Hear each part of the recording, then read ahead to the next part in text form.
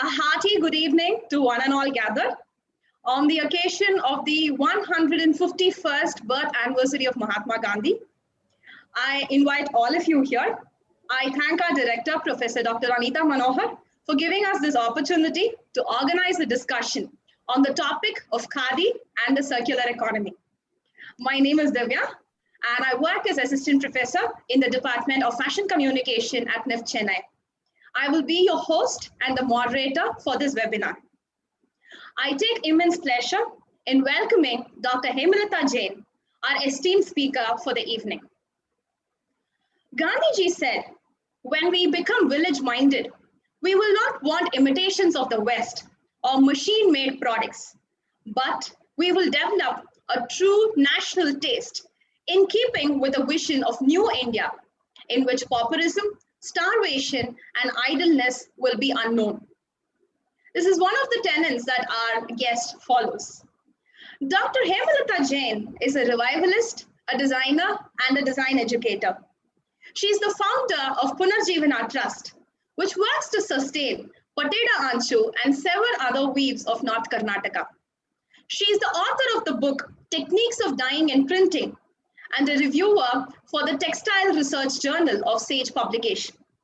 She is closely associated with Karnataka Handloom Development Corporation and Handicrafts of India as a designer, and has worked on several product diversification projects in handicrafts such as Dokra, Bidriware, Tambat, cane and bamboo crafts, jute mats, Pathamadai pie, paper mache, and woodwork. She teaches at several institutes such as IDC, NIFT, Symbiosis, and SNDT. Thanks to the GE program, I met her recently. We are really delighted to have you with us today, Dr. Hemalatha. With that being said, I welcome you and I invite you to share a little bit about yourself and what is it that you do. Thank you for such an introduction. I would like to say, talking for NIFT Chennai, it's more like coming back home because my PhD guide is in Chennai NIFT, and that's how I relate Chennai NIFT. So basically, I've done my PhD, that's reviving of Pateda Anchu. That's my journey started, and Punarjeevana also started. But then I have a huge background of as a designer, where I have worked with grassroots level for almost 13 years, and then I started with Punarjeevana. I've also extensively worked on natural dyes, which are more on traditional format and sustainable. So we do work with natural dyes which are completely sustainable. We don't use newer ones, waste natural dyes, and that's how we are trying to do. And hand spun. So basically, Khadi has come up with the thing of everyone cannot use the tag as Khadi, and that's where we use it as hand spun. So because we have a lot of weavers who knew the hand spinning technique, and that's how we started hand spinning in our cluster in North Karnataka. And I do work with a lot of other handicrafts, which is languishing. So majorly I work with local arts which are languishing and trying to see if I can sustainably put model where people from the grassroots level can work with that, and then the cycle moves around. So that's where I am working. So that's what I'm doing right now. That's very inspiring to hear. And if anyone is interested, and I would recommend this to everybody, please do check out Punarjeevana's website and their Facebook and Instagram page at Punarjeevana. And it's a very colorful, beautiful page, because whenever people talk about Khadi, a lot of them tend to have this misconception that it's all beige and it's brown and it's very dull and drab. But you just have to take one look at Punarjeevana's page to understand the huge array of colors that you can see in Khadi. With that said, let's move on to the point of today's discussion, which is about Gandhi and Gandhian ideals. Now, Dr. Hemalatha, different people interpret Gandhian ideals with relation to village economics in different ways. Now, you are an educator, you are also a designer, you are a revivalist. and you work with these rural clusters on an everyday basis. So what is your take on Gandhian ideals, particularly in relation to village economics?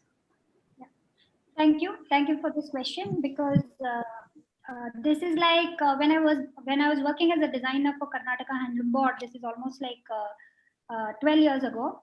I realized there were a lot of crafts which are languishing, and being a designer, you would get set of budget which you would go execute and come back, and it was not going anywhere. Something was missing.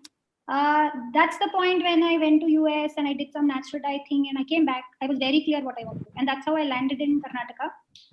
And when I was traveling, I was very clear about one thing is there is a lot of people take, like most of the urban people, when I talk about this, they all joke about it saying, is it real? So a lot of weavers, when they want money, so they take some money on as a loan from the Mahajan or whoever. And then they'll end up paying compound interest for donkey's years. And that's how I saw a lot of things happening in North Karnataka. People didn't have money, but they took money, and then they would get 10 rupees every day, and then they would keep weaving. And those 10 rupees were not enough for them to live a life, which is a normal life, getting food also, like every day meeting an end of going home, eating a meal. So that's where I realized the craft is losing, the artisan knows the craft, and there is something which is missing. So I relate it in a format where Gandhi said, be self-sufficient. Be self-sufficient in many forms. A farmer, self-sufficient to grow his own crops. Similarly, when we are talking about weaver, artisan, he has to be self-sufficient, that at least he grows whatever he can weave for himself and barter with a farmer so that he gets something to eat. So at least that kind of a philosophy could be set in that would help them grow. That's how I started Punarjeevana, with a thought of helping these weavers who were giving away the compound interest and things like that. I was very lucky to have an uncle who helped me get this, some of the weavers paid off their loans. And that's how we started with 1-2 weavers in North Karnataka. So the whole philosophy of Gandhi, of being sustainable, be closer to your roots, be closer to the local. Like today, everyone is saying, go vocal, go local. Everyone is saying, I'm very happy everyone is saying that, and I hope it remains like that. So the idea was to make sure, if I am working in North Karnataka, I wanted to make sure whatever we do, whether it's the dye, whether it's the yarn, everything is, we are able to do it there. That's how we started doing the hand spinning thing. And then slowly, I, being a textile technologist in my bachelor's and master's, I have my patent, which is in process of eco-friendly dye, which is based on natural and enzyme. So I got that dye into my cluster, and that's how we started making a lot of colors using natural color, but being a very good color fastness and also being economical. So that's where we started doing that.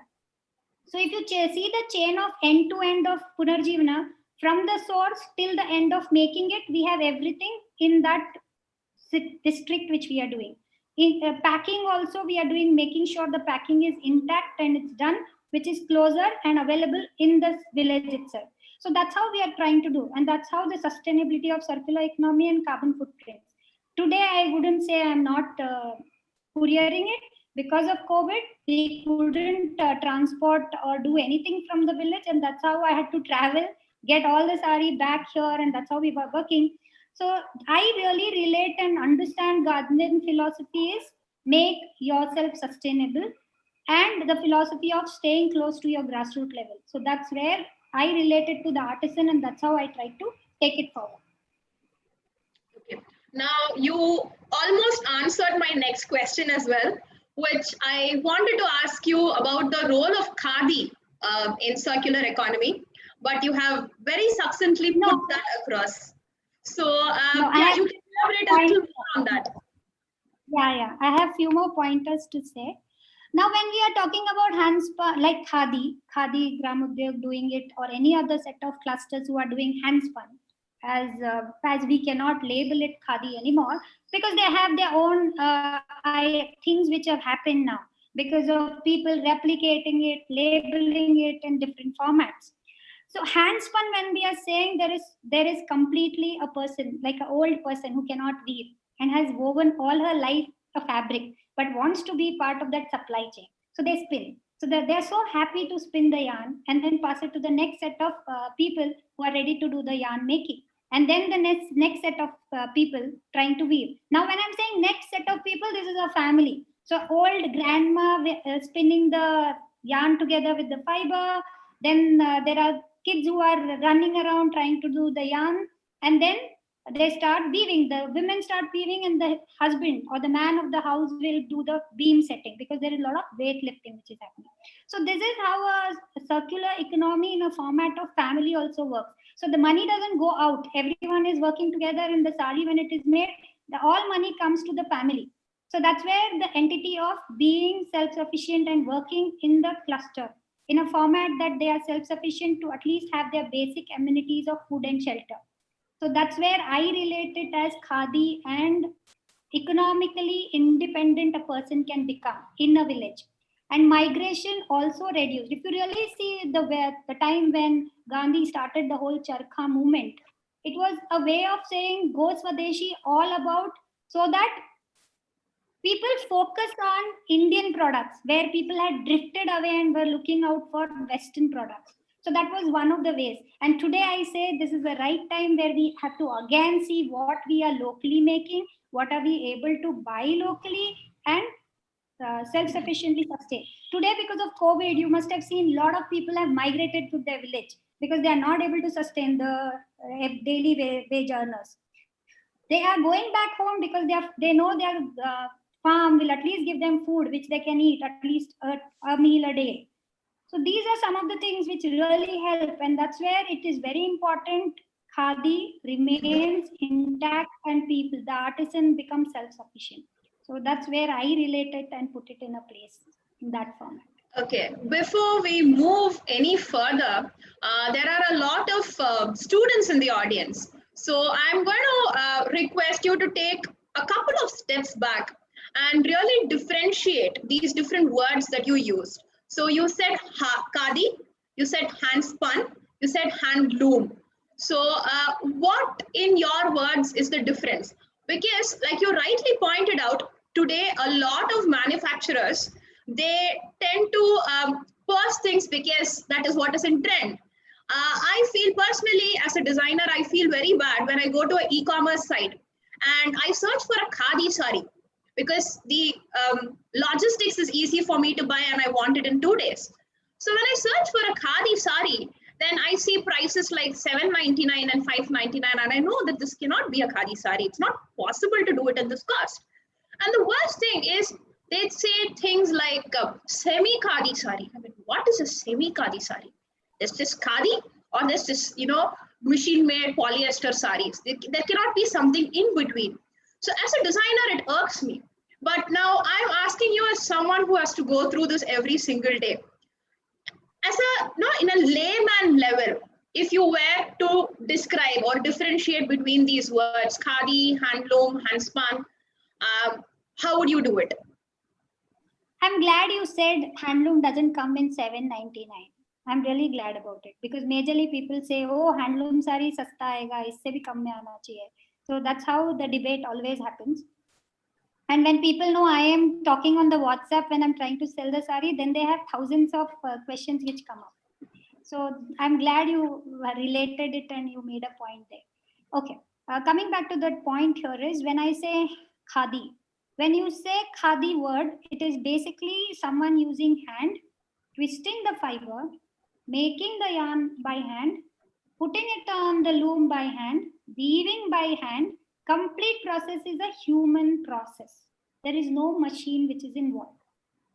That's where a lot of people, when they do Ambar Charkha also, they specifically say Ambar Charkha or solar run Ambar Charkha. So if someone is doing purely hand spun, so you have, the count is very particular. You don't get very fine count. You won't get evenness across. So that's prominently what you will see in Khadi. Like what I'm wearing this sari now. I will have so that uneven yarns and things which is there. So if someone is looking for a very smooth finish, I always say thank you for remembering that, but it doesn't happen in handloom. And when you're looking at pointers like it has, I always say, look for unevenness. That's the beauty of handloom. So defect is the beauty of handloom. When people think, hey, bhaiya, this yarn is coming out, this fiber is thick, this is thin. That's not a defect, it's a beauty of handloom. So that's Khadi. And it's usually not very fine count, where a lot of people are selling you 120 count or usse bhi fine wala, they're trying to say it's Khadi. So it's not Khadi. Okay, that's one point. Hand spun, when I'm saying, so Khadi board has put a legal case on people, whoever is tagging it Khadi, that's where all of them, other people, whoever is doing hand spun, complete process still hand woven, so they are labeling it as hand spun. So that's the terminology, that's how we are putting it up. Handloom, when I'm saying handloom, where you have the yarn, the fiber and the yarn is made by mill-made yarn, and that yarn is being put on the loom by human hands, and then they are making it. So that's handloom. So that's the difference between Khadi and handloom. So the yarn makes the difference of both the process. So you need to be very clear when you're asking people what is that you're buying. Yeah, very clearly put. Thank you. Previously, when you were talking about the role of Khadi in circular economy, you mentioned the current situation and how people have gone back to the villages. And I'm sure now many more youngsters want to work with their families and create these saris. But how easy or difficult was it in the beginning to coax weavers and probably people who've moved out of weaving to come back and revive these saris? Because you do a lot of different things. You do the Hubli sari, you do the Gomiteni, you do Pateda Anshu. So how easy or difficult was it to bring people on board, to bring the next generation of weavers on board?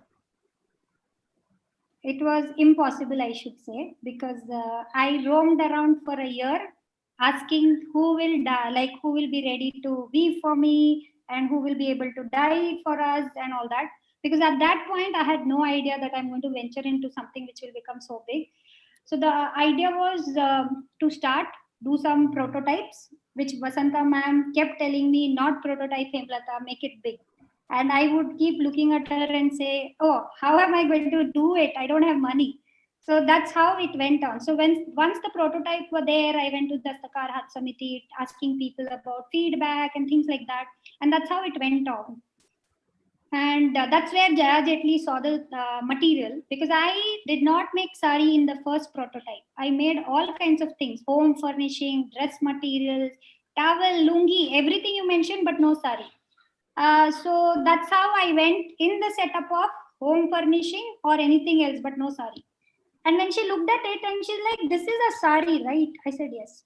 So she's like, where is the sari? I said, I didn't make it here. So she was like, will you do 100 sari?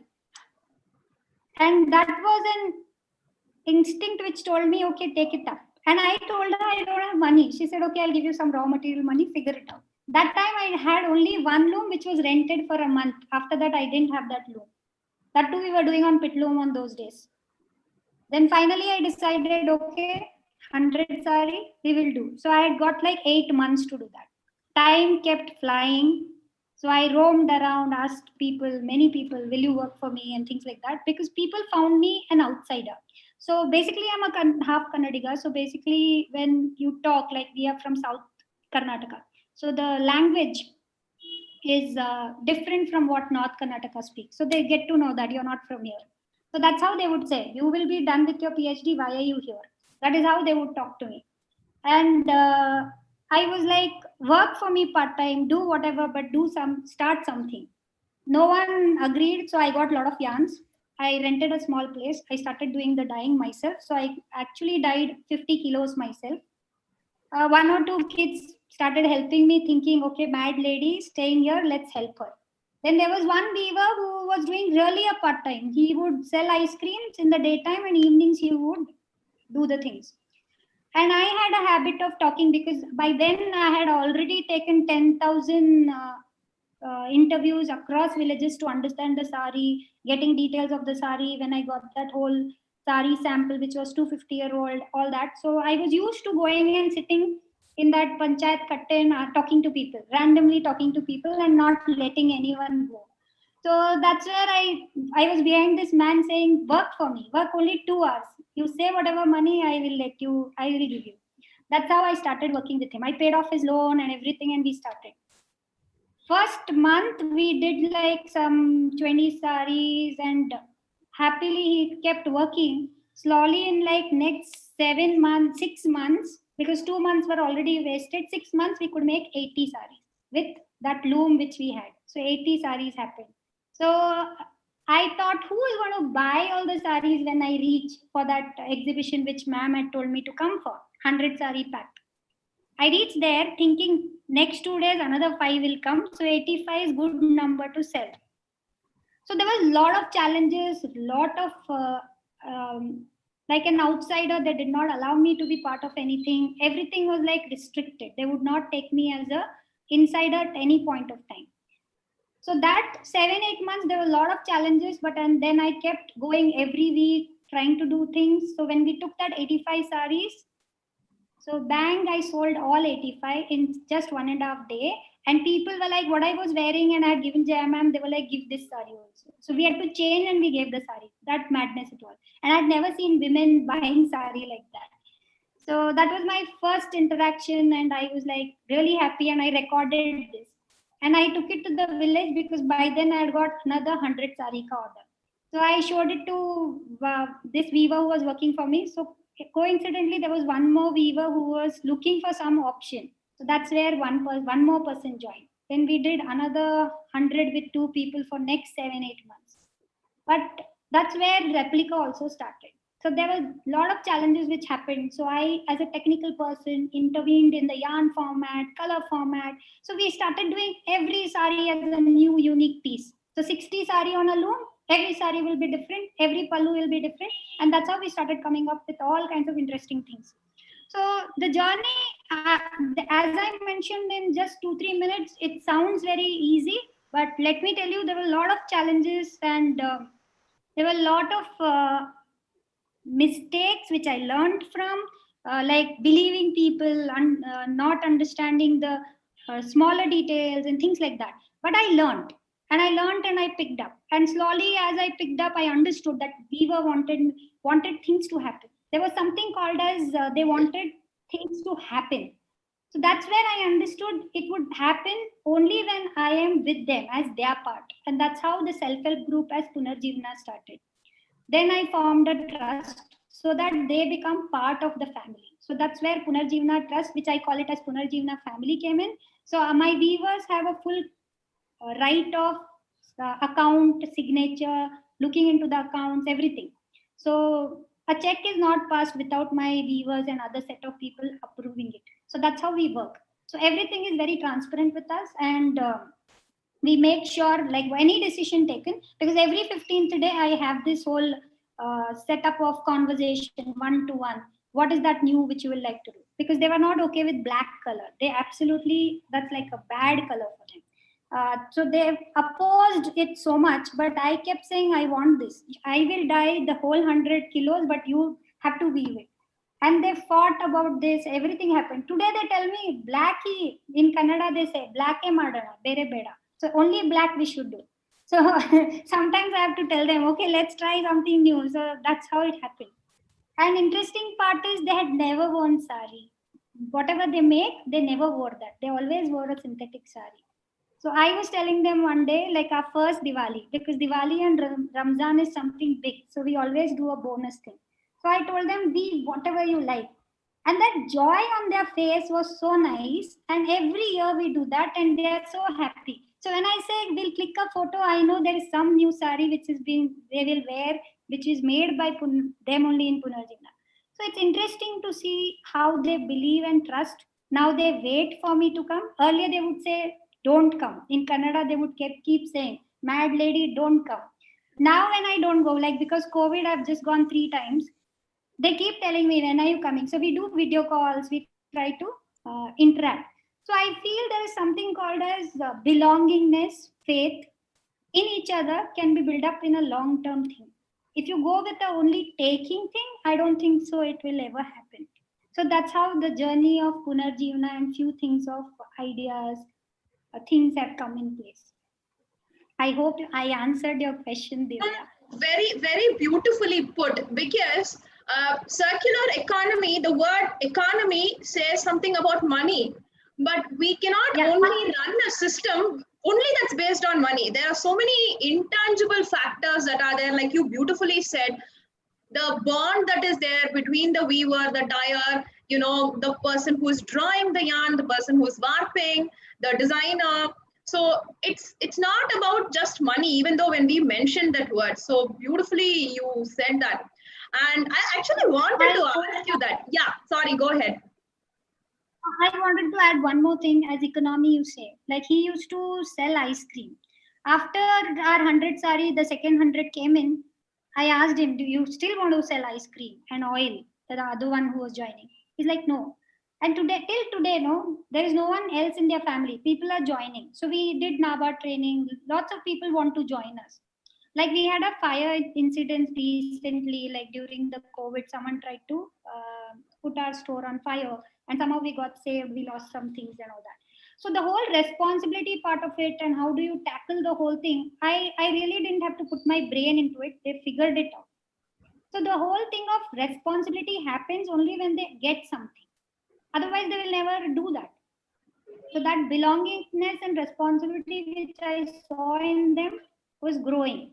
And when I'm saying the market is not doing well, so the weaver says, "Don't worry, God will figure out something. We'll do well later.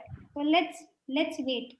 So that's where we figured out. Right now, we are not doing sari because the amount of production which happens, manual labor and the cost which is required. So we are doing simple fabrics. So we are also venturing into bamboo fiber because I'm getting bamboo fiber extraction from Northeast. So I have a small setup which I'm trying to put there where extraction of fibers are happening, and we are trying to make bamboo fabric here.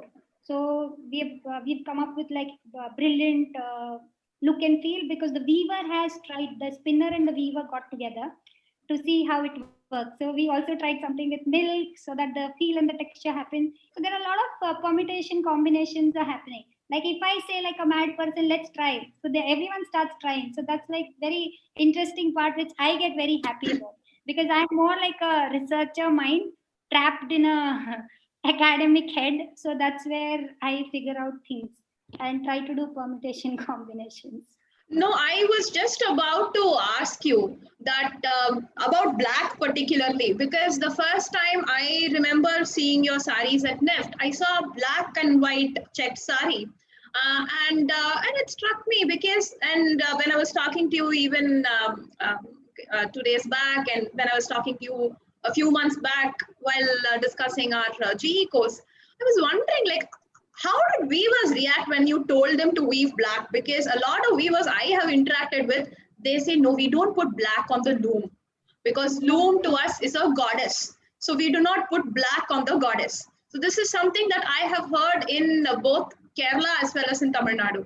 So I was very curious to ask about that. And thank you for answering that even before I asked. But yeah, you do, like I mentioned in the introduction, you do a lot of fabulous colors. So how do you come up with these kind of color combinations? Is there a trend factor that you look at, or is it based on a particular customer preference? Or is there any weaver's input or dyer's input that comes in when you go and create these colors?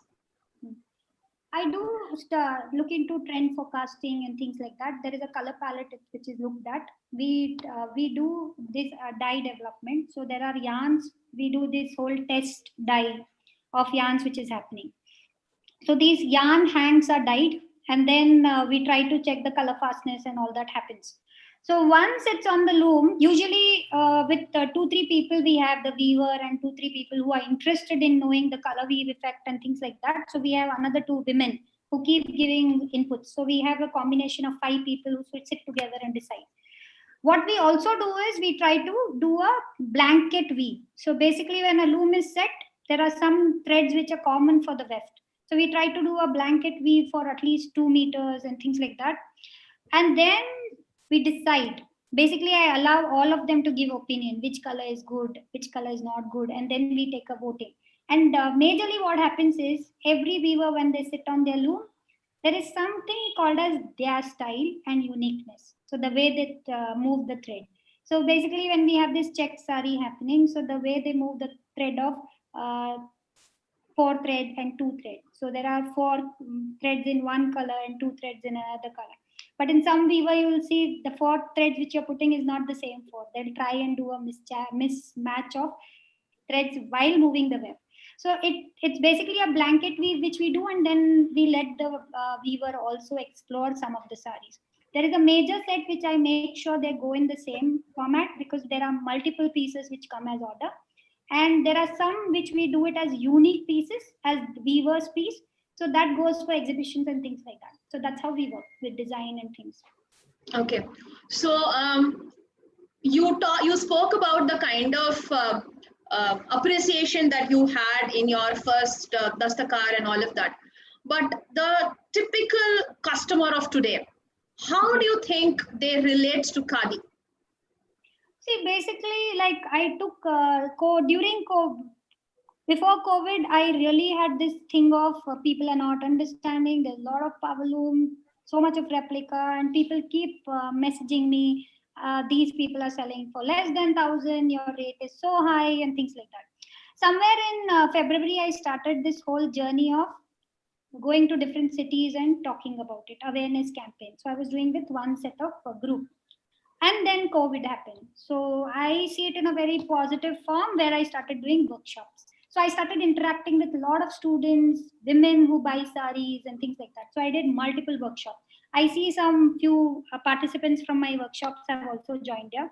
So there are people who started asking me questions. So that's where I realized the people related it to more to the money.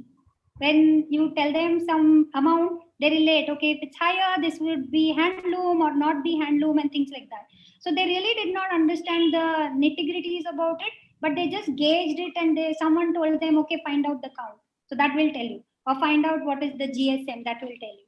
So it was a lot of insights from people which I also gathered, like why they are doing and how they're doing. And that's where I feel today the customer, the new generation, is an aware customer. If you give them right information in more logical way, they are open to the ideas, and probably we can tap on it. So that's where giving them more information helps, and that's how I look at it. And when I educated my set of customers, they could help and relate to me more people, and that's the change which I saw. One thing that I have seen with I know a lot of people who've worn your saris, and sometimes when they post, I know the kind of compliments that they get. But if you go to your page, we also see your weavers wearing, they themselves wearing the sari, and that was a beautiful group picture that was there. And this is something that I have spoken about to many craft clusters that I have worked with. I've told the artisan, you should wear your products. It looks so beautiful.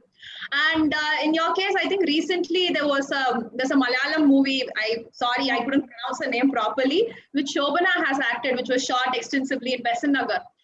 And she's worn light pistachio green color pateda anchu sari.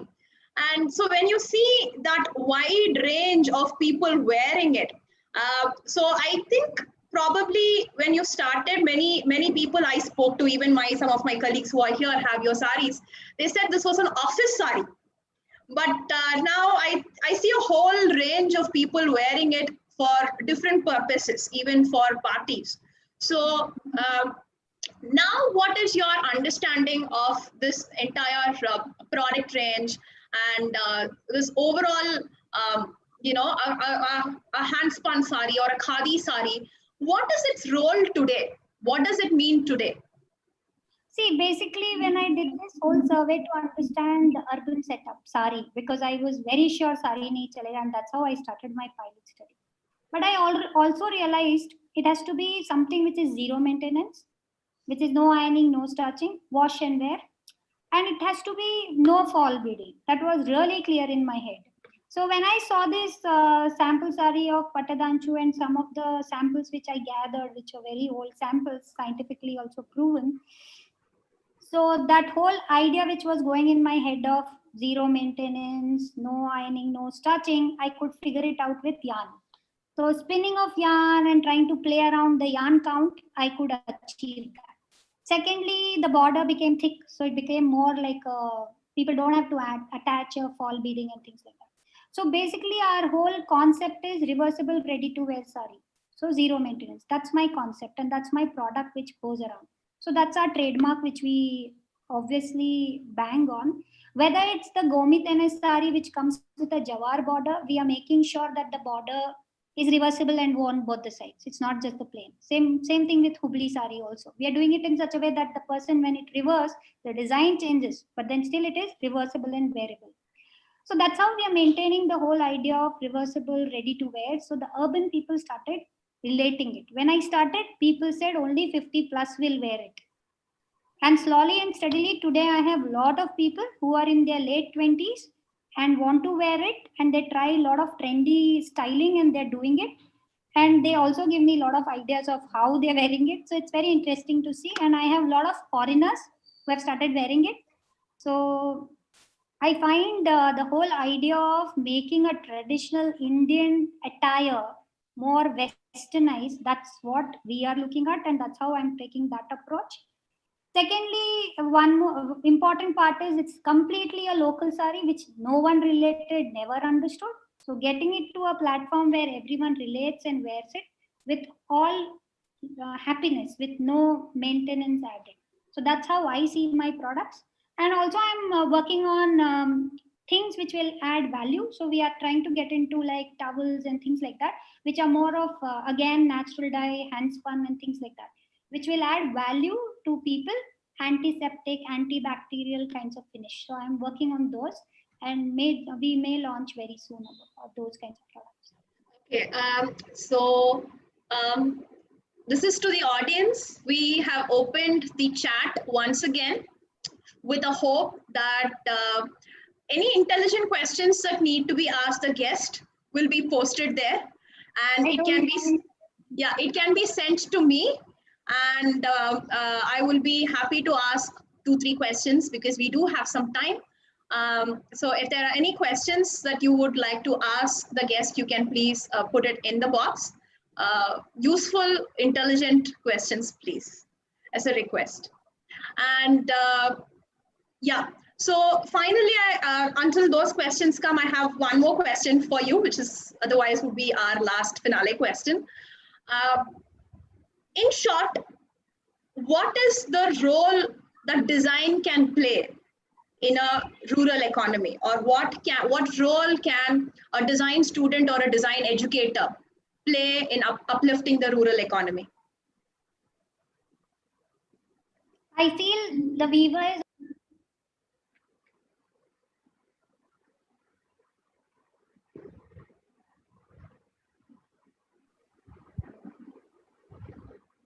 I think Dr. Hemalatha just got cut off.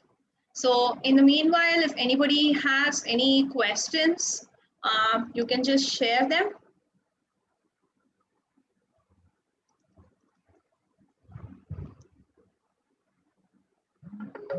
You can. Sorry. Hello, can you hear me? Yes, we can hear you. 1 second. Yeah. I request the IT team to please spotlight Dr. Hemalatha once again. Yeah, so the question was, what is the role that a design student or a design educator can play in uplifting the rural economy? According to me, every artist he knows his design very well. He knows his skill sets. He knows things very nicely and very aptly. The only thing he doesn't know is what's going in the market. So it's important for any designer or any student doing any kind of a project, giving him input and insight on what will work in the market. You should never change what they are doing, because they will be so uncomfortable doing it. Because when we introduced dupatta and stole, that was the last thing which I did, because they usually did only saris.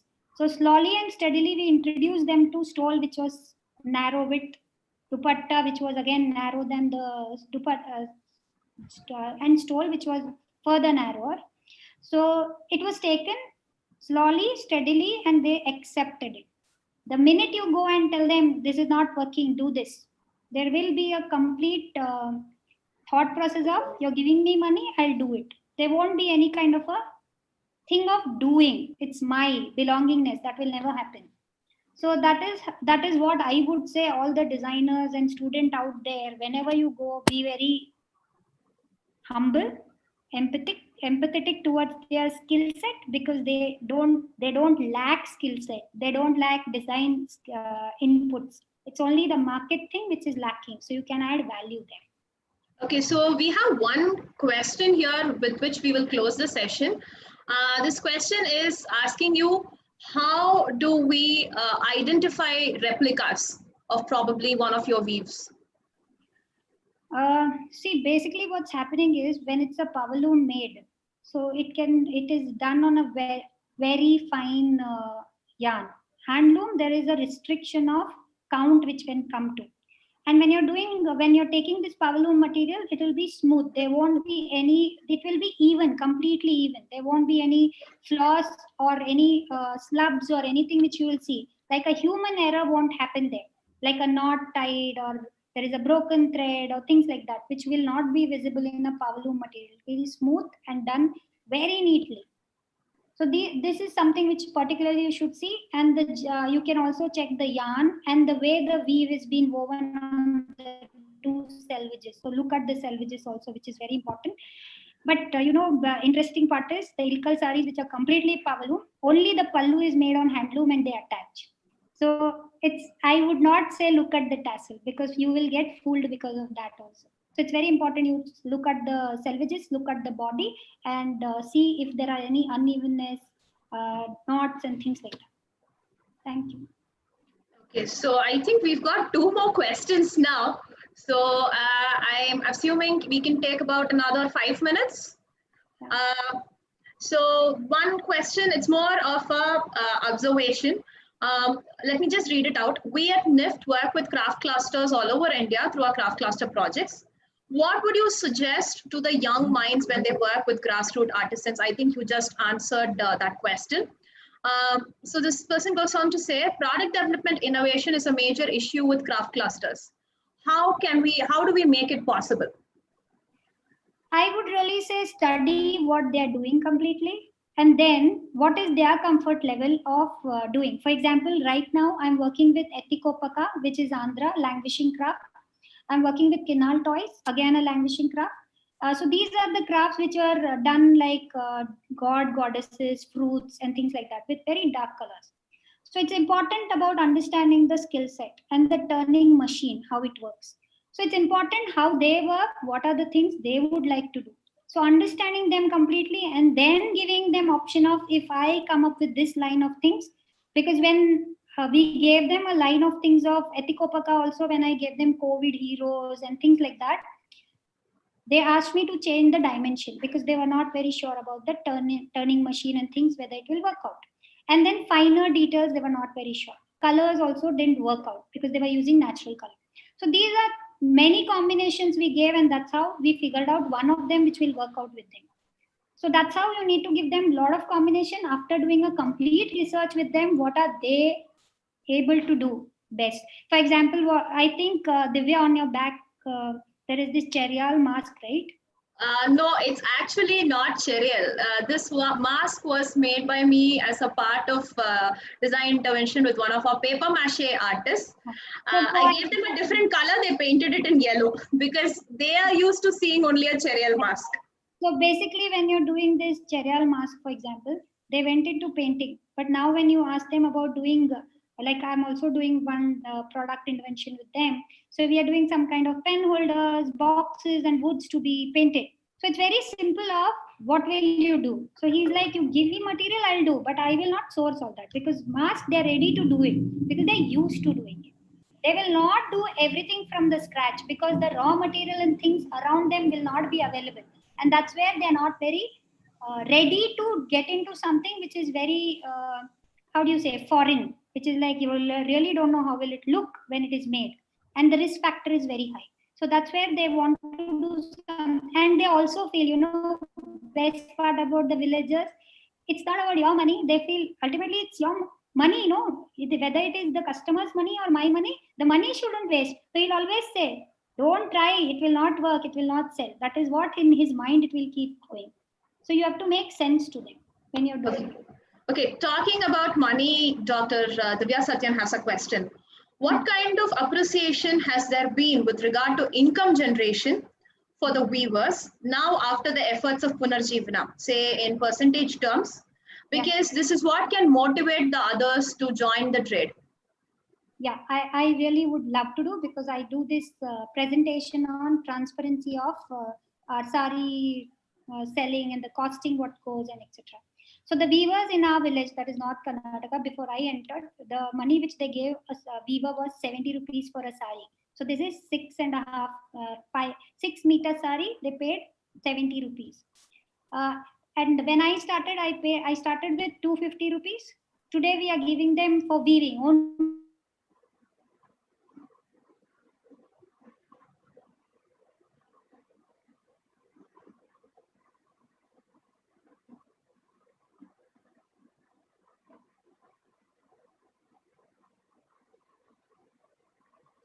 I think Dr. Hemalatha is experiencing some internet issues.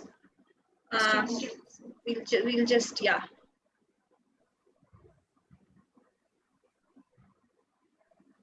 Okay, so that's where we work with. So there is as I said, there is an absolute huge growth which is seen, and that's where there are a lot of people who want to join us.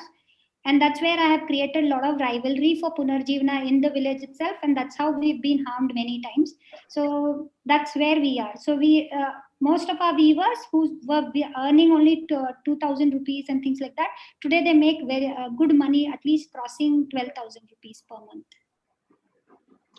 Okay. If they do continuously. So there are two very specific questions. What is the cost of 1 kg of hand spun yarn that's used in a plain Khadi saree? I think it sounds very generic, but maybe you can just give an average. 1 kg, right? It's around mill-made yarn, you get it for 350 rupees. That's the rate which is going on today. And hand spun, it comes around 550 rupees. Depends on what are you paying the spinner. So it depends on the spinner. So whatever you pay the spinner, accordingly the yarn rate goes higher. I think it also depends on the fair wage system. No, a fair wage, I want to add here one more thing. When you look at Khadi Commission Board, right, they get a subsidy, and that's where they are able to give you a fabric at a very low cost. So they get a cotton subsidy, then they are doing a spinning, they get a subsidy, and that's where the rate goes really high. And people who are doing as a private or trust or NGOs like us, we don't get subsidy. So there is rate involved in everything. So whether we buy cotton, we pay GST, we pay all taxes, and then we get the cotton fiber. And that's how, and there are a lot of things which we have to go through when we want to get that bale of fibers. So you don't get the fibers also very easily. Okay, so the last question of the day, I think we can close with this because we are at our 50-minute mark. 10 minutes more than what we promised. So what are the different types of natural dyes used for a Khadi saree? And can we use genetically modified colored cotton in a Khadi saree? People are doing. There are clusters who are doing genetically modified, because you don't get organic Khadi very easily. So there are organic Khadi which I'm sourcing, which comes from Maharashtra and West Bengal in parts. And otherwise, we are using BT cotton fiber, which we get it from the National Handloom Board. So that's how we do. So we get, and we transparently put up, this is organic, this is BT cotton, and that's how we are selling. So that's how it goes. So organic cotton is not very easily sourceable. We are sourcing it from tribal areas. Okay. I hope I answered the question, Divya. Yes, yes, yes. We are getting a lot of lovely comments, appreciation. Thank you to Dr. Hemalatha, and they feel inspired by your story. Thank you for sharing your journey. So, on behalf of NIF Chennai, I really thank you for coming on board. I know you are a extremely super busy person. So personally, the moment I asked you, I said, can you please come on board? And you said yes without any hesitation. So thank you so much for that. And if everybody can probably, if you want to switch on your videos and take a moment to say bye or thank you to Dr. Hemalatha, now would be the time. And with that, we will wind up the session probably in a minute. And that's the cue for the. I would like to thank everyone. Thank you, Divya. Thank you, Anita ma'am. Thank you, Vasanta ma'am, for giving me this opportunity. And it's like, as I said earlier also, NIF Chennai is very close to my heart because of the PhD and other things. So I relate it in many ways. Thank you so much, all of you. So, yeah. Thank you. Thank you. Thank you. Thank you, Dr. Hemalatha. Thanks for a beautiful presentation. Thank you so much. Thank you. Anything from the SDAC side? I would like to thank Dr. Hemalatha for sparing her time here with us and inspiring us with a wonderful speech on Kadhi. And we would like to be a part of your work too, like in any possible way. So we would like to connect with you for further things, like when things are normal. Keep inspiring us. Thank you. Thank you so much. Thank you. Thank you, Hema. It was beautiful.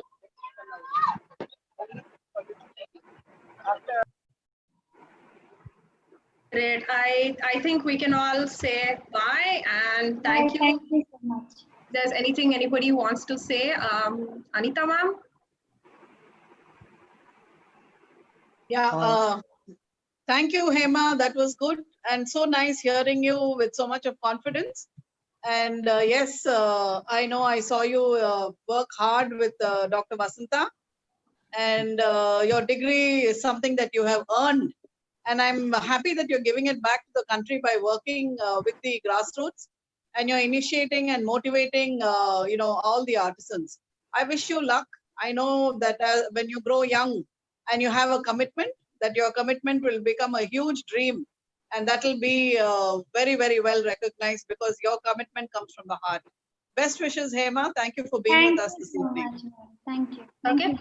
So thank you. A big thank you to everybody who joined us today and listened to this webinar patiently. I hope you would have enjoyed this experience. Thank you. Vanakkam.